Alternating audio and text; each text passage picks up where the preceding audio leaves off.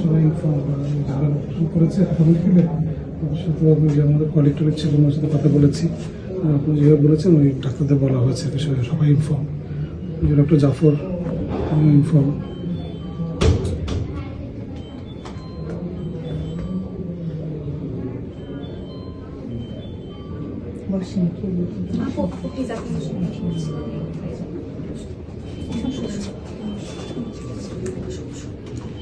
আপনারা হচ্ছে আপনার ভাই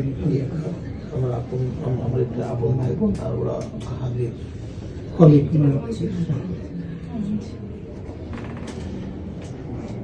কি নাম তোমার? শান্তা। কোথায় আছো তুমি? জগন্নাথ তুমি কোথায় আছো তুমি?